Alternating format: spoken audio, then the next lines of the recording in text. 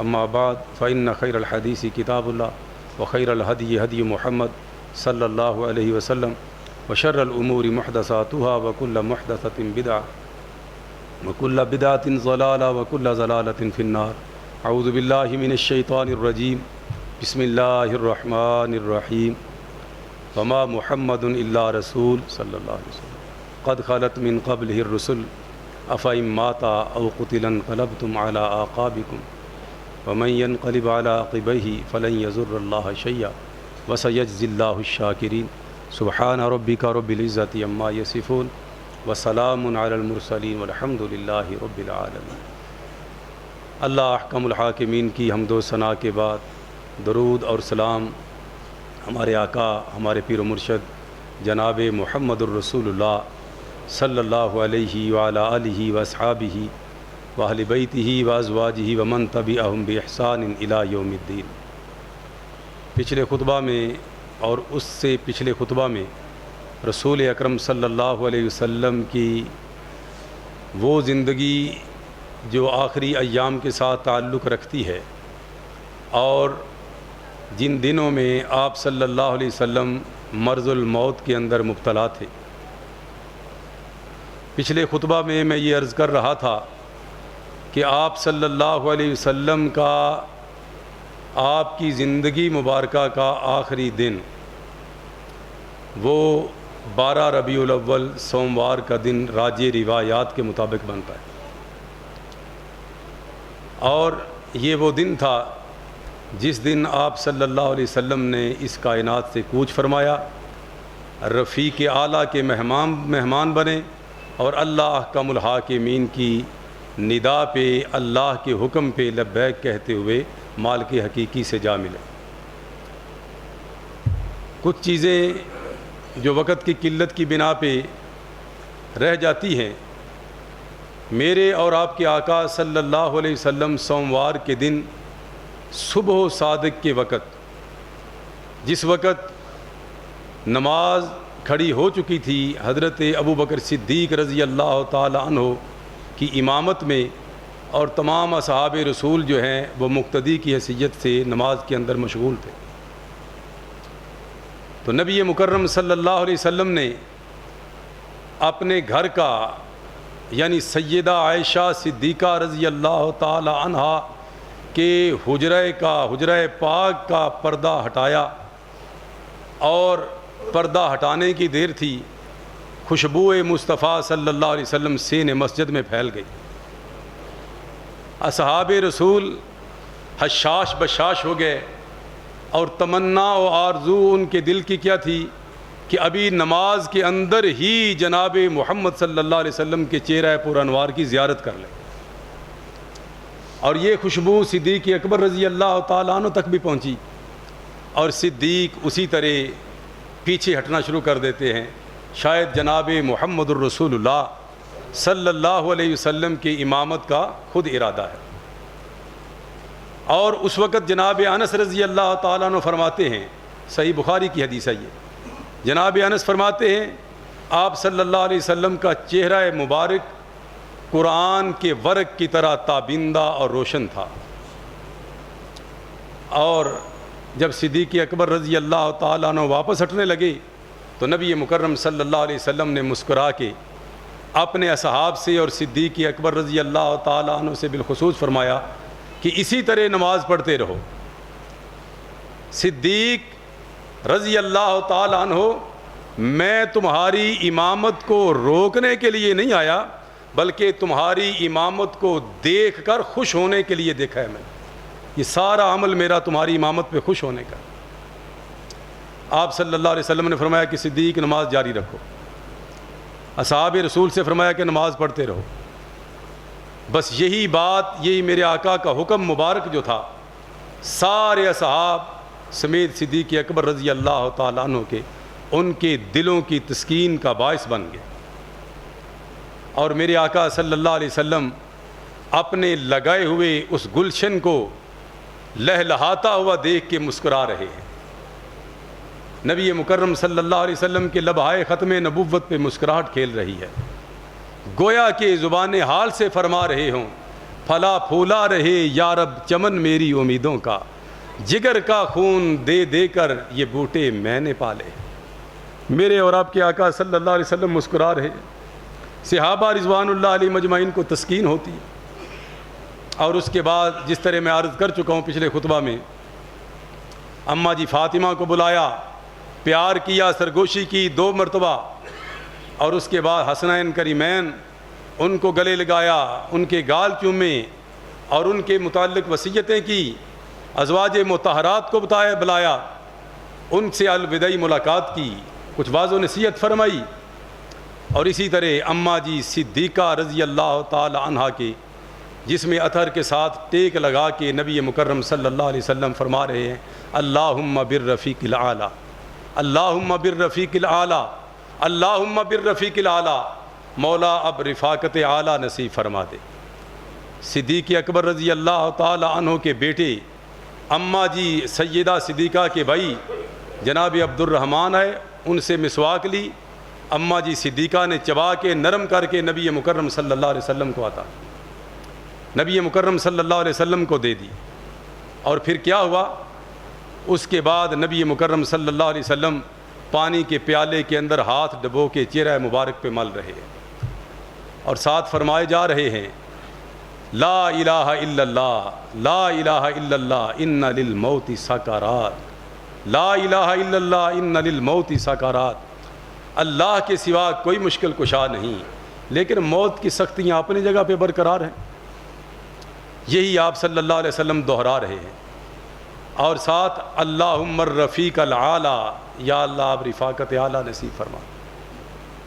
انہی باتوں کے دوران میرے اور آپ کے آقا جناب محمد الرسول اللہ صلی اللہ علیہ وسلم سیدہ عائشہ صدیقہ بنت صدیق کو مخاطب کرتے ہیں۔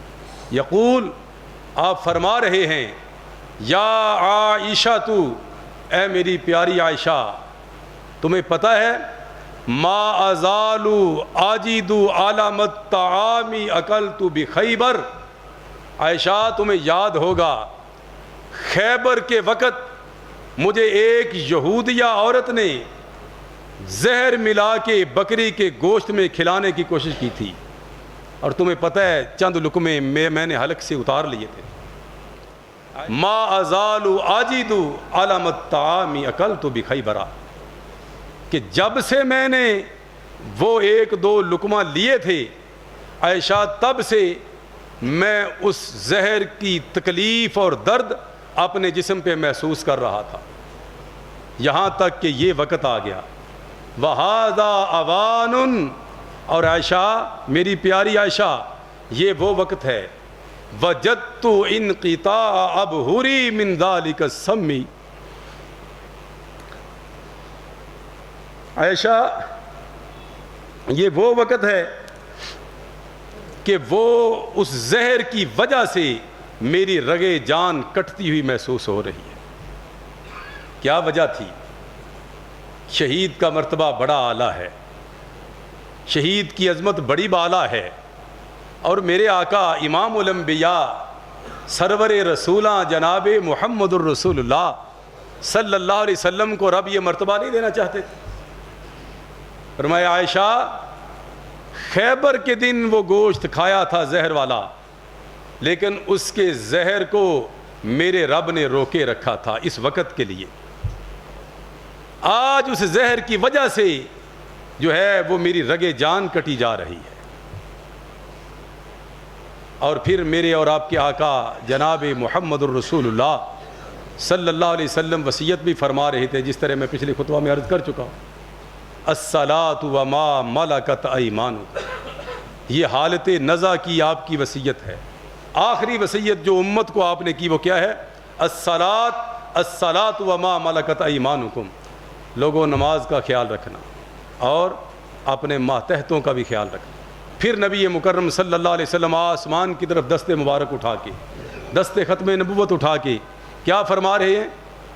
اللہم الرفیق الاعلی، اللہم الرفیق الاعلی، اللہم الرفیق الاعلی۔ تو اماں جی کہتی ہیں یوں محسوس ہوتا تھا کہ آہستہ آہستہ میرے نبی میرے آقا کا دست مبارک نیچے آ رہا ہے، یہاں تک کہ سینہ مبارک پہ آ کے ٹھہر گیا۔ انا للہ و انا الیہ راجعون۔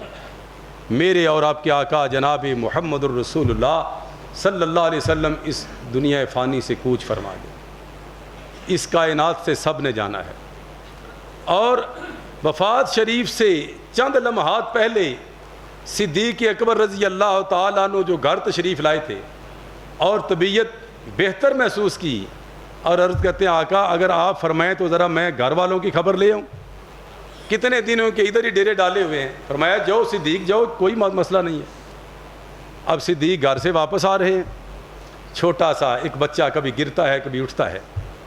صدیق کہتے ہیں بیٹا کیا مسئلہ ہے؟ وہ بچہ کہتا ہے قد مات النبی صلی اللہ علیہ وسلم، ہمارے آقا ہمیں جدائی دے گئے ہیں، اللہ کے رسول اللہ کو پیارے ہو گئے ہیں، نبی مکرم صلی اللہ علیہ وسلم پہ موت آ گئی، آپ وفات پا چکے۔ انک میتون و انہم میتون کی تفسیر جو ہے عملی طور پہ پوری ہو گئی۔ افئن مت فہم الخالدون، کہ میرے محبوب جب آپ پہ موت آنی ہے یہ آپ کے دشمن بھی نیست و نابود ہو جائیں۔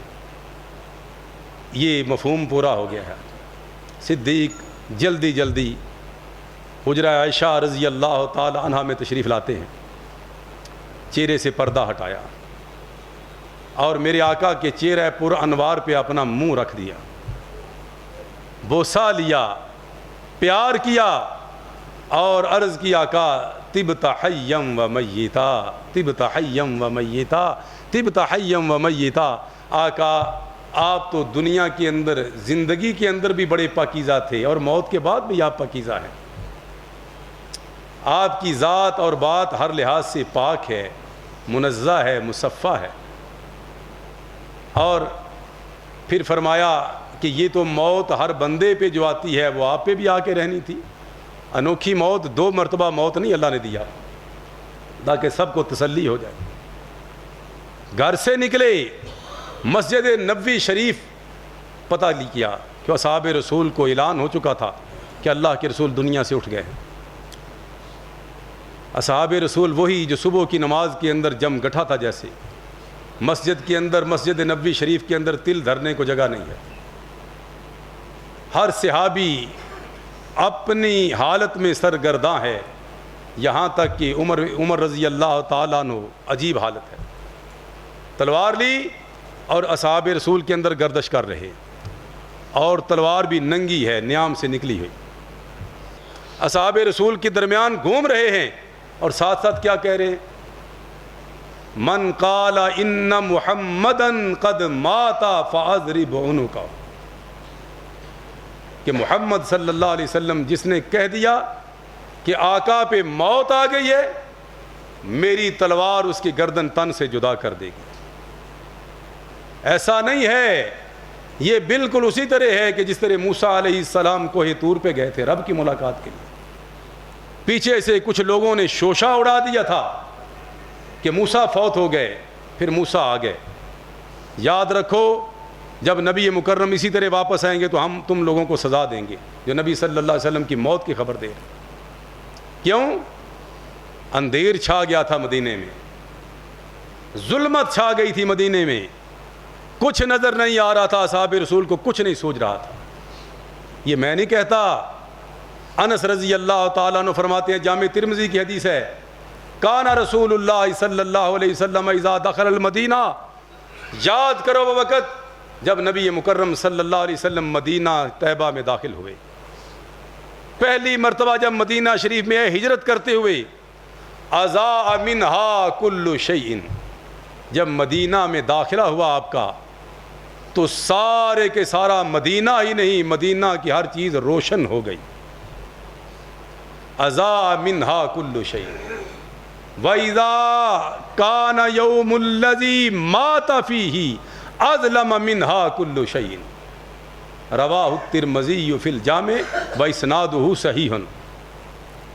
پھر کہتے ہیں وہ دن بھی آیا، آج کا دن، نبی مکرم صلی اللہ علیہ وسلم کی موت مبارک ہوئی تو مدینہ اندھیر نگری بن گیا، ہر چیز پہ ظلمت چھا گئی، اندھیرا چھا گیا۔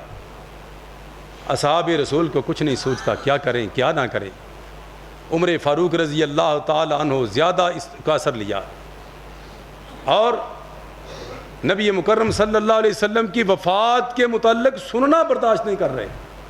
خبردار کسی نے کہا عمر کی تلوار اس کی گردن کا فیصلہ کرے گی، لیکن کل من علیہا فان ویبقی وجہ ربک ذو الجلال والاکرام، موت سے کس کو مفر ہے؟ کوئی ہے؟ اگر ہمیشہ زندہ رہنے والی ذات ہے تو اللہ تعالیٰ کی ہے۔ صدیق اکبر رضی اللہ تعالیٰ عنہ یہی سوچ کے تشریف لائے۔ اصحاب رسول اکیلے عمر ہی نہیں ہے، ہر صحابی کی حالت جو ہے وہ سرگرداں ہے، لیکن بولنے کی جرأت کوئی نہیں کرتا، اور عمر بے باک ہے۔ جس نے اب کہہ دیا نبی فوت ہو گیا میں اس کی گردن اڑا دوں۔ صدیق اکبر رضی اللہ تعالیٰ عنہ فاروق کی کیفیت کو دیکھتے ہوئے سیدھا ممبر رسول کے پاس چلے گئے۔ ممبر کے پاس کھڑے ہو کے صدیق اکبر رضی اللہ تعالیٰ عنہ خطبہ ارشاد فرماتے ہیں، حمد اللہ واسنا علیہ وصلی علی نبیہ صلی اللہ علیہ وسلم، اللہ کی حمد و ثنا بیان کی، کما ہوا اہلہ، جس طرح اللہ اس کے لائق ہے۔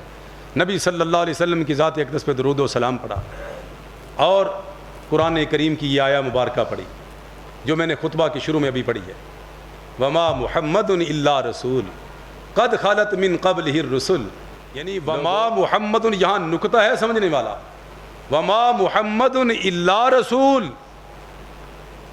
یہ نہیں ہے محمد مگر رسول کہنے کی کیا ضرورت تھی؟ محمد اللہ کے رسول تو ہیں پر اللہ نہیں ہیں۔ میری بات سمجھ رہے ہیں؟ محمد صلی اللہ علیہ وسلم اللہ کے پیغمبر ہیں، خاتم الانبیاء ہیں، لیکن اللہ نہیں ہیں۔ اگر آپ رسول ہیں تو اللہ کی مخلوق ہیں، چاہے امام الانبیاء ہے، تو مخلوق کے اوپر کل من علیہ فان، موت آ کر رہنی ہے۔ ایک اللہ کی ذات ہے جو موت سے مبرہ اور مصفہ ہے، اس لیے رسول اکرم صلی اللہ علیہ وسلم اللہ نہیں ہے بلکہ اس کے رسول ہیں۔ قد خلت من قبلہ الرسل، جس طرح آپ سے پہلے بہت سارے رسول ہو گزرے ہیں اس طرح آپ بھی گزر گئے۔ آفا ماتا او قتلا، اگر آپ فوت ہو جائیں تبھی موت، یا آپ کو شہید کر دیا جائے، انقلبتم علی اعقابکم، تو کیا آپ کی وفات مبارک کے بعد تم اپنی ایڑیوں پہ پھر کے دوبارہ نعوذ باللہ مرتد ہو جاؤ گے، دوبارہ بے دین ہو جاؤ گے، محمد صلی اللہ علیہ وسلم کو اللہ سمجھنا شروع کر دو گے کہ جن پہ کبھی موت نہیں آئے گی۔ وَمَن يَنْقَلِبْ عَلَىٰ عَقِبَيْهِ فَلَن يَضُرَّ اللَّهَ شَيْئًا، یاد رکھو جو محمد صلی اللہ علیہ وسلم کی موت کے بعد دوبارہ بے دینی والے کام کرنا شروع کر دے، اسے رب کا اس نے کچھ نہیں بگاڑنا، اس نے اپنی تباہی اور اپنی بربادی جو ہے سمیٹ لینی۔ وَسَيَجْزِي اللَّهُ الشَّاكِرِينَ، تو مومن کے لیے ہر مقام میں شکر ہوتا ہے۔ تو یہاں بھی جو اس حالت کے اندر بھی مومن اللہ کا شکر کریں گے، مولا جیسے تیری مرضی تیری رضا پہ راضی ہیں، ان کو اللہ جزا دے گا۔ یہ قرآن کریم کی آیہ مبارکہ پڑھی اور ساتھ کیا فرمایا؟ من کان منکم یعبد محمدا فإن محمدا قد مات، عمر تم کہتے ہو کہ جو محمد صلی اللہ علیہ وسلم کے متعلق موت کا لفظ استعمال کرے گا تم اس کی گردن اڑا دو گے۔ میں کہہ رہا ہوں من کان منکم یعبد محمدا فإن محمدا قد مات، محمد صلی اللہ علیہ وسلم فوت ہو چکے ہیں۔ لوگوں کسی خیال خام میں نہ رہنا، کسی خوش فہمی میں مبتلا نہ رہنا، محمد صلی اللہ علیہ وسلم پہ موت آ گئی ہے۔ اور من کان منکم یعبد محمدا، جو لوگ عمر سمیت سن لو سب، کوئی شخص یا کوئی جماعت یہ سمجھے کہ محمد صلی اللہ علیہ وسلم پہ موت نہیں آئی ہے، محمد صلی اللہ علیہ وسلم فوت نہیں ہوئے ہیں، وہ سن لو، اس کا مطلب ہے کہ وہ اللہ کے ساتھ محمد صلی اللہ علیہ وسلم کو ملا رہا ہے، کیونکہ اللہ کا خاصہ ہے کہ کبھی موت نہ آئی ہے نہ آئے گی۔ اور محمد صلی اللہ علیہ وسلم کو جو سمجھتے ہیں ان کو کبھی موت نہیں آنی، اس کا مطلب ہے کہ محمد صلی اللہ علیہ وسلم کو اپنا معبود اور مشکل کشا سمجھ رہا ہے۔ رب کے مقابلے میں لے گیا ہے، اور جو واقعتاً یہ سمجھتا ہے تو ان محمدن قد ماتا، دیکھ لو پھر محمد صلی اللہ علیہ وسلم فوت ہو گئے۔ جو محمد کو یہ سمجھتا ہے اس کا مشکل کشا اس کائنات سے اٹھ گیا ہے۔ ومن کان یعبد اللہ فإن اللہ حی لا یموت، اور جو اللہ کو اپنا مشکل کشا سمجھتا ہے، اللہ کا بندہ بن کے رہنا چاہتا ہے، فإن اللہ حی لا یموت، پھر اس کا اللہ زندہ ہے اور ہمیشہ زندہ رہے گا، اس پہ کبھی موت نہیں آئی۔ یہ بات کرنے کی دیر تھی، حضرت فاروق اعظم رضی اللہ تعالیٰ عنہ کے ہاتھ کب کپانا شروع ہو گئے، اور پھر تلوار نیچے گر گئی، اور عمر فاروق رضی اللہ تعالیٰ عنہ زمین پہ بیٹھتے ہی چلے گئے، اور پھر آنکھوں سے سیل رواں جاری ہوا، پھر آنکھوں سے چھم چھم بارش برسنے لگی۔ کہتے ہیں لوگوں مجھے پتہ نہیں تھا، صدیق نے تو میرا ایمان تازہ کر دیا۔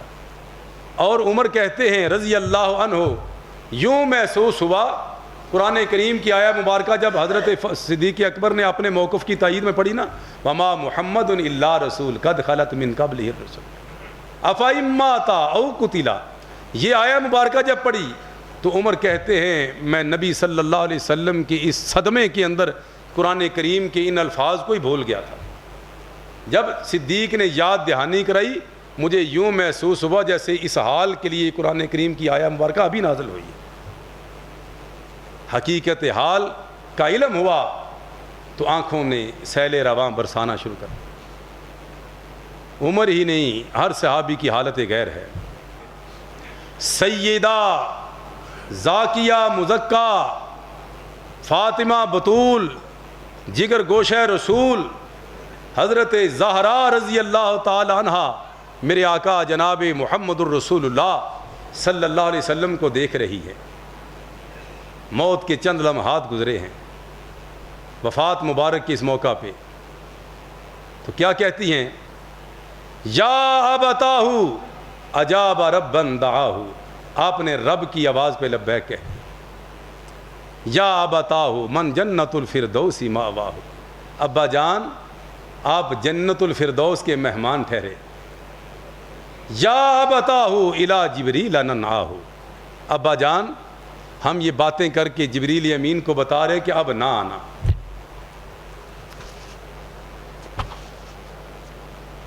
اب نہ آنا، تمہارے آنے کی ضرورت باقی نہیں رہی۔ یہ کون سا دن ہے؟ 12 ربیع الاول، میرے اور آپ کے آقا صلی اللہ علیہ وسلم کی زندگی مبارکہ کا آخری 12 ربیع الاول، اور اصحاب رسول کی کیفیت کیا ہے، سیدہ فاطمہ کی کیفیت کیا ہے۔ علی المرتضیٰ رضی اللہ تعالیٰ عنہ اپنی جگہ پہ جب غسل دے رہے ہیں اور جو ہے اپنی دل کی باتیں کہہ رہے ہیں، نہج البلاغہ کے اندر بڑی تفصیل سے یہ واقعہ موجود ہے۔ یہ حالت اظہار ہے اصحاب رسول کی۔ اماں جی فاطمہ الزہرا رضی اللہ تعالیٰ عنہ فرما رہی ہیں، صبت علی مصائب لو انہا صبت علی الایام سرنا لیال، صبت علی مصائب لو انہا، کہ میرے بابا کی وفات کے بعد میرے اوپر غموں کے پہاڑ ٹوٹ پڑے۔ صبت علی الایام سرنا لیالیا، جو مصیبتیں میرے ابو کی وفات کے موقع پہ میرے اوپر گری، اگر وہ دنوں کے اوپر مصائب گرتے تو دن جو ہے سیاہ ہو کے راتوں میں تبدیل ہو جاتے۔ ہمیں 12 ربیع الاول کو حلوے مانڈے کھانے سے فرصت ملے تو ہمیں عقل ہے نا یہ وقت کیا تھا، یہ خوشی منانے کا وقت تھا یا اصحاب رسول کی کیفیت کو دیکھ کے آنسو بہانے کا وقت ہے؟ دیکھیے، غور کیجئے، ان پڑھ ملا اور مفاد پرست ملا نے ہمیں ہر کام ہی ہماری ہر عبادت کو کھانوں پہ لگا دیا۔ پیٹ سے جب سوچیں گے تب سمجھ نہیں ہے، جب ایمان سے سوچیں گے تب عقل آئے گی، کیا غلط ہے کیا صحیح ہے۔ اب دیکھ لیں ہمارے ہاں مسلمان کہلاتے ہوئے 12 ربیع الاول کو کیا ہوتا ہے۔ یہ خوشی تو دشمن نے منائی تھی میرے دوستو۔ 12 ربیع الاول وفات رسول کے اوپر خوشی دشمن نے منائی تھی۔ دیکھیے مستدرک حاکم اٹھائیے، میرے نبی کی بیماری پہ بھی خوشی انہوں نے منائی اور میرے نبی کی وفات پہ بھی خوشی انہوں نے منائی۔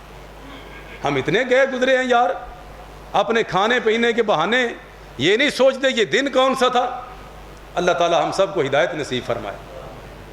دیکھیں غور کیجئے، اماں جی فاطمہ الزہرا رضی اللہ تعالی عنہ اور حضرت انس رضی اللہ تعالیٰ عنہ کیا کہتے ہیں؟ کہتے ہیں کہ اماں جی فاطمہ الزہرا رضی اللہ تعالیٰ عنہ یہ الفاظ کہتی ہیں، اور جب ہم نے نبی صلی اللہ علیہ وسلم کو دفنا کے واپس ہٹے پھر کیا کیفیت تھی؟ انس سے پوچھتی ہیں سیدہ فاطمہ، یا انس اطابت انفسکم ان تحسو علی رسول اللہ صلی اللہ علیہ وسلم التراب۔ انس تمہارے دل تو بڑے سخت ہیں، تم نے تو بڑی ہمت کی، بڑی جرأت کا مظاہرہ کیا، میرے بابا کے اوپر میت کے بعد ان کے اوپر منو مٹی ڈال دی۔ یہ بڑی جرأت کا مظاہرہ تھا انس۔ حضرت اماں جی فاطمہ الزہرا رضی اللہ تعالیٰ عنہ کہہ رہے، اور انس رضی اللہ تعالیٰ عنہ کیا کہہ رہے ہیں؟ انس کہہ رہے ہیں کہ ابھی ہم نبی مکرم صلی اللہ علیہ وسلم کو دفنا کے واپس پلٹے ہی تھے، ابھی ہم نے ہاتھ مٹی سے نہیں جھاڑے تھے تو ہم نے اپنے دلوں کو بگانا پایا،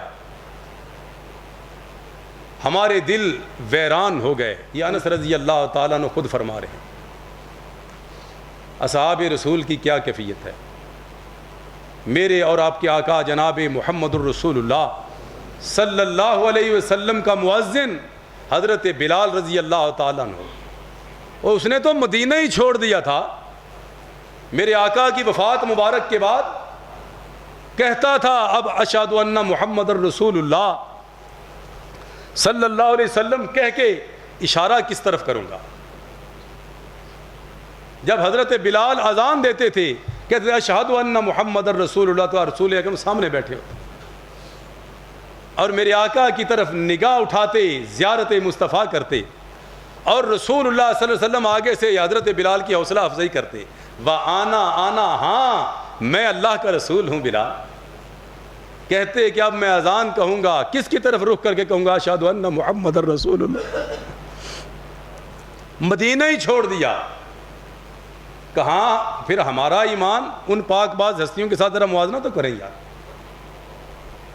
یہ ایمان روز قیامت شرمسار کرے گا یا اللہ کے رسول کی شفاعت کا حقدار ٹھہرائے گا؟ سوچے تو صحیح، ذرا ہم سمجھے تو صحیح۔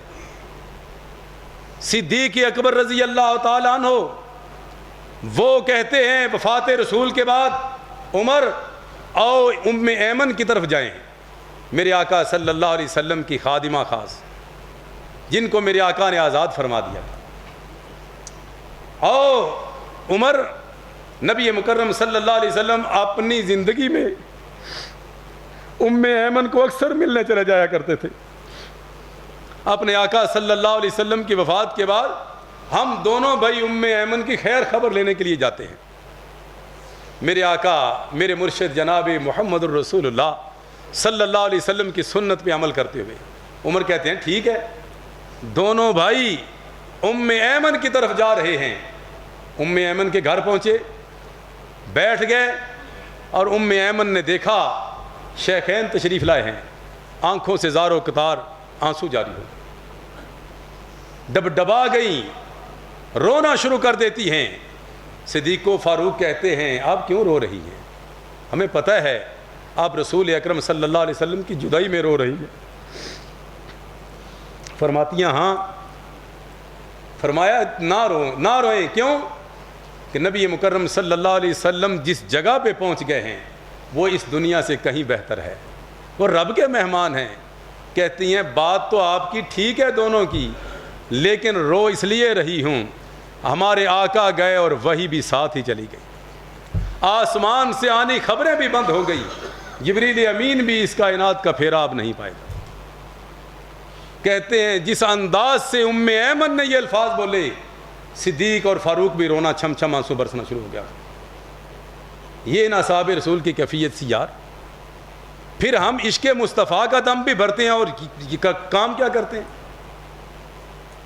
یہ عشق مصطفیٰ نہیں، یہ پیٹ کا جہنم بھرتے ہیں نعوذ باللہ۔ یار اس پیٹ کے جہنم کو کسی اور موقع پہ رکھ لیتے، یہ ہمارے ایمان کا جنازہ ساتھ نکل رہا ہے۔ اللہ مجھے اور آپ کو عمل کرنے کی توفیق عطا فرمائے۔ آخر دعوانا الحمدللہ رب العالمین۔ الحمدللہ نحمده ونستعینه ونستغفره ونعوذ باللہ من شرور انفسنا ومن سیئات اعمالنا، من يهده اللہ فلا مضل له ومن يضلله فلا هادي له، أشهد أن لا إله إلا الله وحده لا شريك له وأشهد أن محمدا عبده ورسوله۔ اللهم صل على محمد وعلى آل محمد كما صليت على إبراهيم وعلى آل إبراهيم إنك حميد مجيد۔ اللهم بارك على محمد وعلى آل محمد كما باركت على إبراهيم وعلى آل إبراهيم إنك حميد مجيد۔ أما بعد فإن خير الحديث كتاب الله وخير الهدي هدي محمد صلى الله عليه وسلم وشر الأمور محدثاتها وكل محدثة بدعة وكل بدعة ضلالة وكل ضلالة في النار۔ پچھلے خطبہ جمعہ کے بعد میاں سعید صاحب نے مسئلہ پوچھا تھا، جو میں نے آپ کو دوسرے خطبہ کے آخر میں گزارش کی تھی نا، نبی صلی اللہ علیہ وسلم کی وہ خوشخبری، جو لوگ سنت موقدہ کی حفاظت کرتے ہیں ان کے لیے میرے اور آپ کے آقا صلی اللہ علیہ وسلم کا فرمان ہے، 12 رکعت جو بندہ پڑھتا ہے اس کے لیے نبی مکرم فرماتے ہیں بنی لہ بیت فی الجنہ، جنت کے اندر اللہ تعالیٰ اس کو ایک محل تیار کر کے دیں گے۔ یہ بہت بڑی سعادت ہے، اللہ تعالیٰ ہم سب کو یہ سعادت حاصل کرنے کی توفیق عطا فرمائے۔